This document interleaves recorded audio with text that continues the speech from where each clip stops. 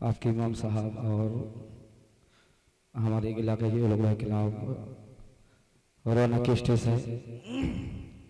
गुफ्तगू आपने समात की, बस 10 मिनट के लिए आया हूँ। आपका भी ख्याल रखना ज़रूरी है, आप लोगों भी नींद आ रही है और हम लोगों भी।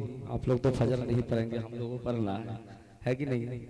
इसलिए आप तो यही समझते हैं कि रमज़ान निकल गया तो नमाज माफ़ है। ज़रूरी ये भी बात याद रखें कि रमज़ान के बाद भी मस्जिद में जमात होती है।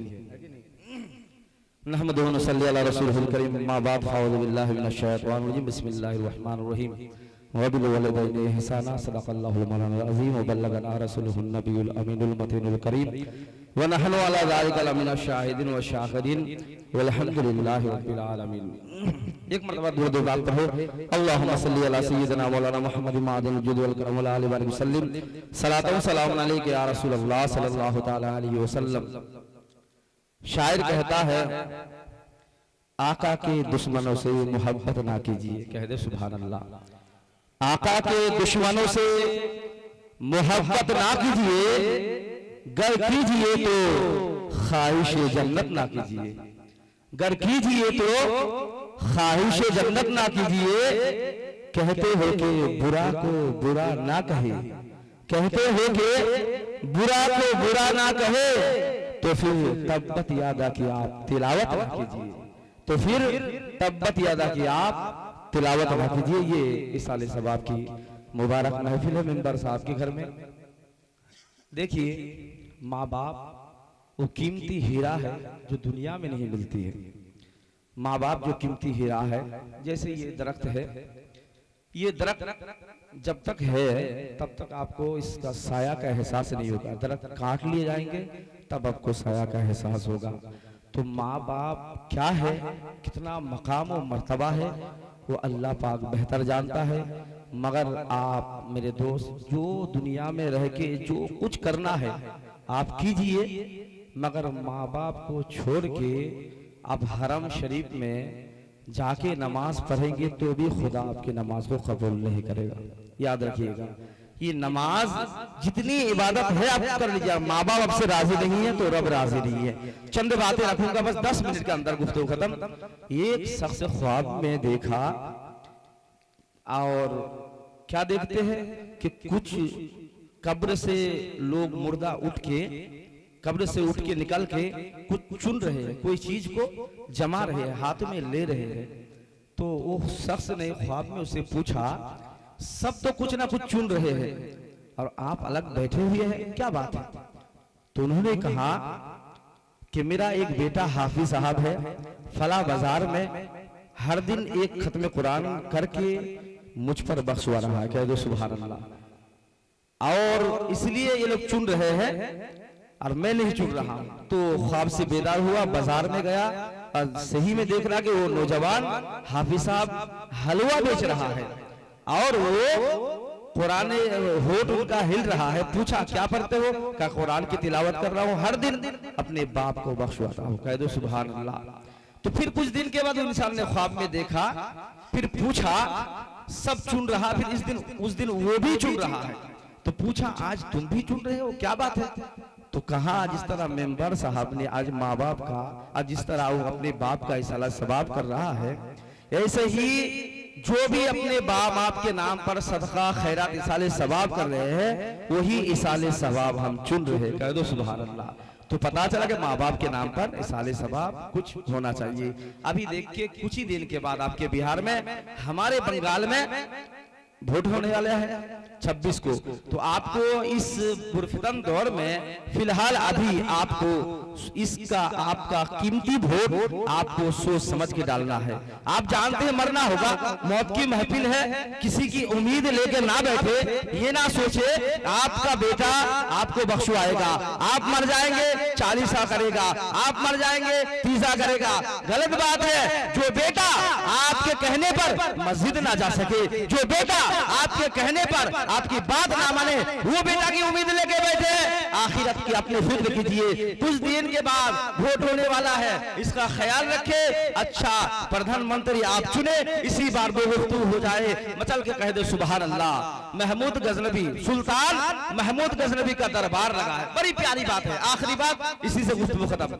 सरकार सुल्तान महमूद गजनबी का दरबार लगा हुआ है, तो महमूद गजनबी सुल्तान बादशाह साहब ने कहा मुझे एक बात करना है। कहिए। कहा कि मुझे कोई उस महफिल में मामूली आदमी नहीं देते, क्योंकि हजरत सुल्तान महमूद गजनबी के महफिल में बड़े बड़े खुतूब अब्दाल गौस भी बैठा करते थे। सुल्तान महमूद गजनबी इस्लामी बादशाह थे, तो वो कह रहे कि कोई इसमें से कोई बंदा है कि मुझे हजरत खिजर अलैहिस्सलाम से मुलाकात करवा दे। कह दो सुभान अल्लाह। मुझे हजरत खिजर अलैहिस्सलाम से मुलाकात करवा दे। उसी महफिल में एक गरीब शख्स खड़ा हुआ और उन्होंने कहा महमूद सुल्तान गजनबी सुनो, मैं आपको हजरत खिजर अलैहिस्सलाम से मुलाकात करवा सकता हूँ। कह दो सुभान अल्लाह। बड़ी प्यारी बात, आखिरी बात। तो ये जब ये जुमला कहा तो कहा क्या करना होगा? कहा कि 6 महीना के लिए मुझे समंदर के किनारे में चिल्ला करना होगा। कहा कीजिए कि इसके लिए 6 महीना का राशन, खाना पीना, मेरे घर का जो खर्चा होगा बादशाह सलामत आपको उठाना होगा। उन्होंने तैयार हो गया। 6 महीना के लिए वो इंसान जो है चिल्ला करने के लिए समंदर के करीब पहुंचे। 6 महीना के बाद सुल्तान महमूद गजनबी ने उन्हें बुलाया और बुलाकर कहा आप जरा बताइए, खिजर अलैहिस्सलाम से मुलाकात करवाइए। उन्होंने कहा सुल्तान साहब, सुल्तान महमूद गजनबी रहमतुल्लाह अलैह सुने, मैं वजीफा कुछ उल्टे पढ़ दिए थे, इसीलिए काम नहीं हुआ, तो दोबारा भेजना होगा।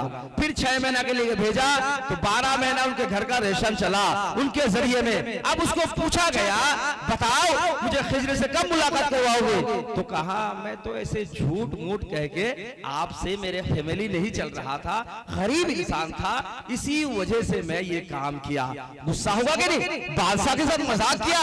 सुल्तान महमूद गजनबी जो गुस्सा हुए और एक वजीर को बुलाया, कहा कि बताओ इनके साथ क्या सुलूक किया जाए, इनके साथ क्या किया जाए?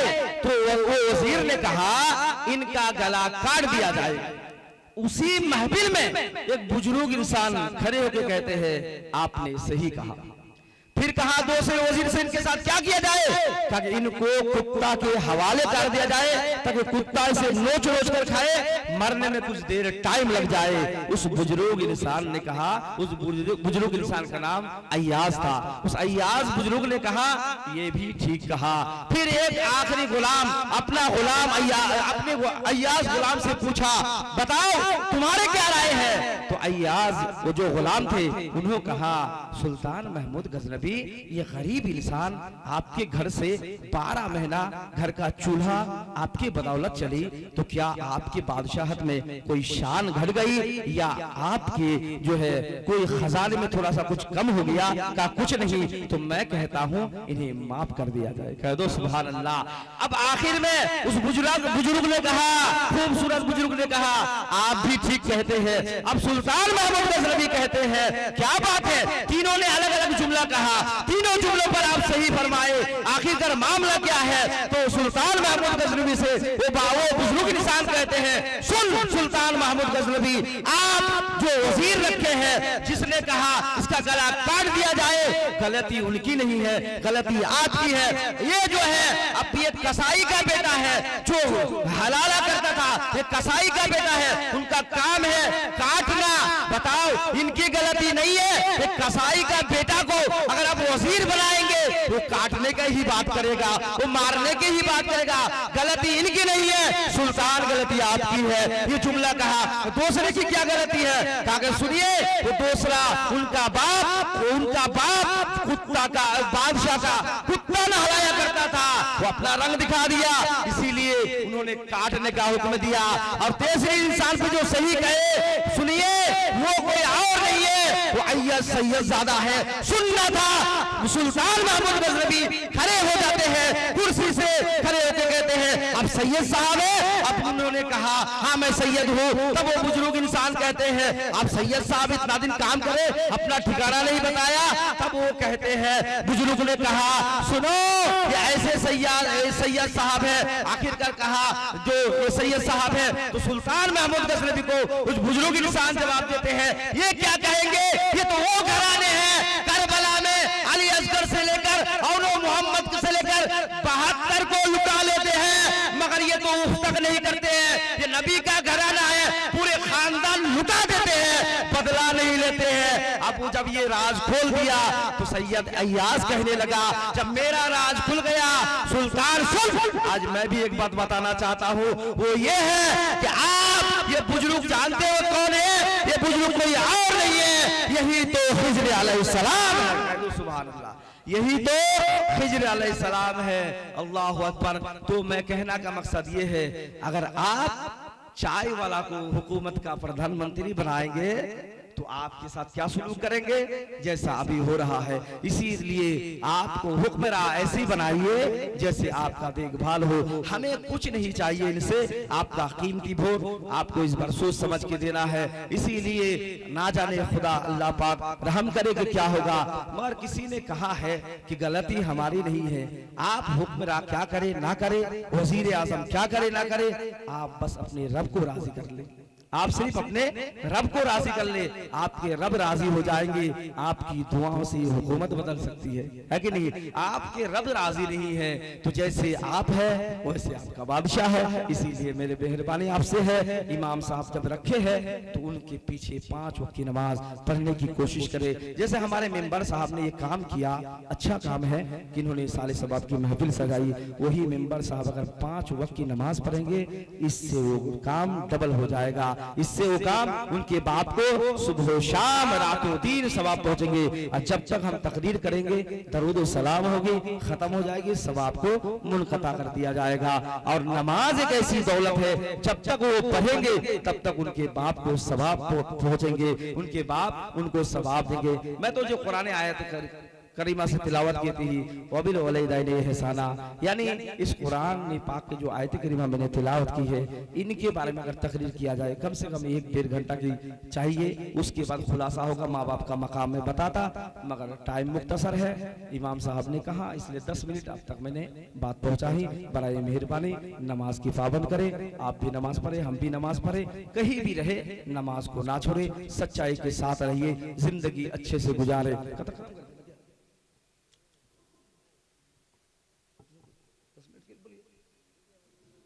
तो अपनी गुफ्तगू यही से खत्म करते हैं।